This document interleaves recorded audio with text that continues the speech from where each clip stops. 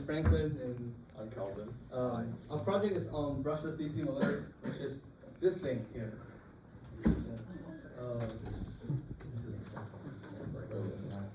So what a motor does, a motor is an electrical device that turns electrical energy into mechanical energy.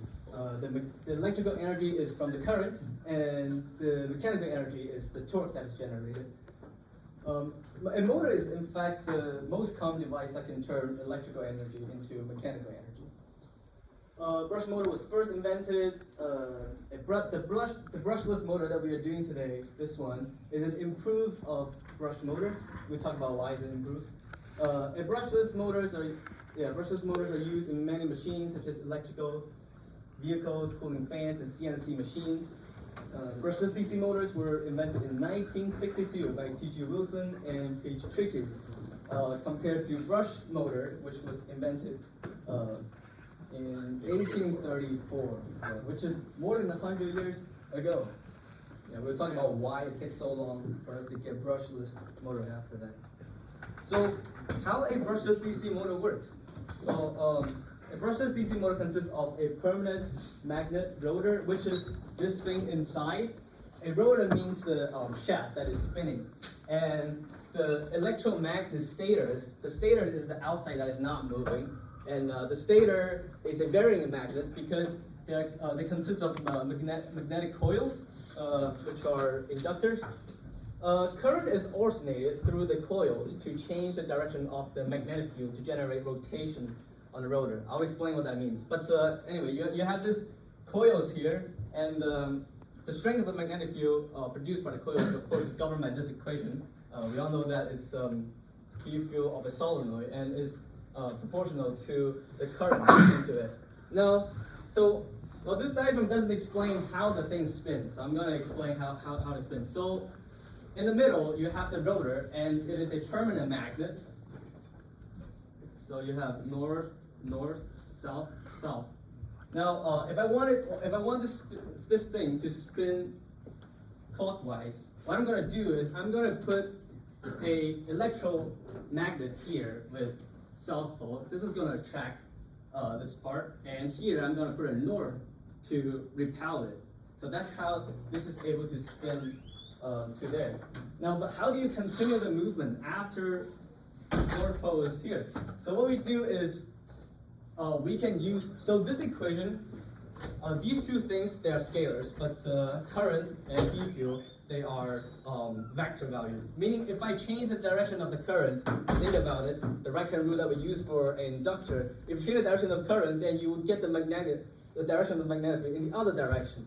Yeah, so we're going to do the same here. So what you do is you change the direction of the current such that this would become now north, and for the inductor here, we're gonna use south pole. So it's gonna attract it and it's gonna repel. So that's how the whole thing is able to keep spinning.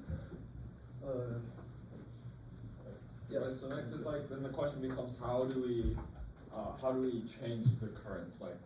How will we know when to change the current and all that kind of stuff?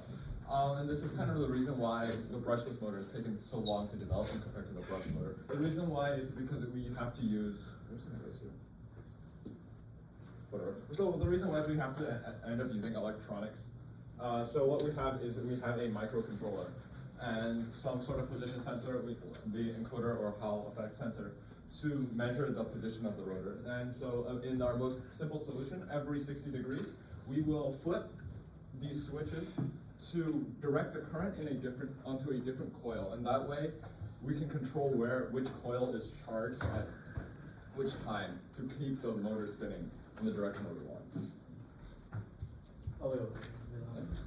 So for the ENI components, of course, the most important components are the inductors, the three inductors that you can see over here, the core parts, and then you have switches, of course, that basically is the electronic system, and then you have resistors, of course, somewhere in the circuit to protect the components, but they're just not shown in the schematics for the sake of simplicity. So next, a commercially available one is the Kraken X60, which is mainly used in the FRC competition. It's kind of similar in size to this guy. but it's all quite a bit lighter, I think. And yeah, so here we have a picture of the motor, and then like this is a picture of the motor taken apart.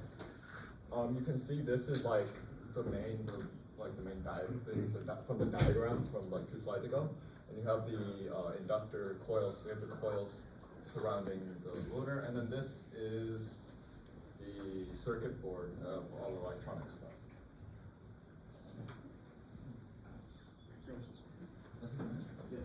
Okay, so this is like a data sheet for the classic XSD. The most important things to note are like the stall current, the current and max efficiency, and the free current. So stall is when your motor is not moving, when your motor has no speed, so like the max load it can handle, and free is when there's no load on the motor. You notice when it is at stall, the motor has max current, and the reason is because when the motor spins, the permanent magnet on the rotor will create a voltage backwards. So if you could imagine, right, as this magnet spins and cuts through the coils like this, the field will cut through the coils and that'll create voltage in this direction. So that will reduce the current. So this is why when it's at max speed, the current is minimum, right? Because it's spinning faster, because the change in flux is greater. So the voltage backwards will also be greater, and that means there's less current. Yeah. So this is like a graphical representation of everything. It's a little hard to see. Like this is it's a little blurry. It's a little hard to see. This is torque. This is torque. This is current. This is voltage. No, this is power. This is power, and the dotted yellow line is basically impossible to see is efficiency. As you can see, efficiency corresponds to like a very low current compared to the max. Obviously, when you run higher currents, then there's more heat dissipated. So then your efficiency obviously will be lower. Okay, brush versus brushless. Well, before getting into that, I want to add something to this diagram. So the thing that's unique about this case is that the force that we're using, it is magnetic force indeed. It is using the magnetic force between two magnets. But the thing here is, you do realize is the force between two magnets, not the force. It's not a cross product force, right? The force is not perpendicular to the magnetic field or anything. So this is actually a topic of magnetostatics, which is similar to electrostatics, but it was not covered in this class. So I figured that's something interesting for you guys to think about. Okay, now talking about brush and brushless motor. By the way, brush motor was the project that Justin and Jaden did.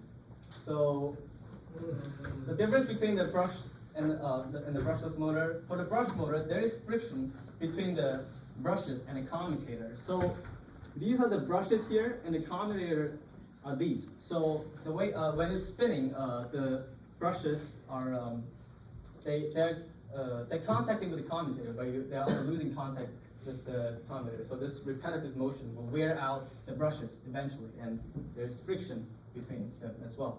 Now for a brushless motor, as you can see, there's nothing in between the spinning part, which is the rotor, and the outside part that is static, which is the stator. So there is no friction between the two components, and the brushless motor is also more efficient as well because there's less energy loss. But the design of the commutator. Wait, go back. The design of the commutator here is actually a very smart idea because it's able to control the motor without using an electronic system. It uses it's a mechanical design. Okay, product limitations. So first one is sensitivity to overheating. Just like any motor that you have, BLDC motors are also susceptible to overheating, especially if they're not properly managed. Now these three are exclusive to brushless DC motor in comparison to brush motor. So first of all, you have complex control requirements. So in order to switch the switches to change the current, you need to have sophisticated electronic control to manage the switching of currents in the motor windings, which increase the complexity and the cost of the motor drive system. For example, the Kraken X60 that we show you, the picture that we show you is actually $200. Yeah. And so that leads to this, the higher initial cost. Because of the electronics, it's just more expensive, and the construction is more complex. Now the last one is kind of interesting, noise. So imagine you're switching the switch so fast because you're trying to switch the current direction. If you want to do it so fast and so frequently, you want to do it frequent enough so that the motor will spin in the speed that you want it to. So this spinning is going to produce noise, which may require additional filtering and shielding, adding to cost and complexity. Yeah, thank you.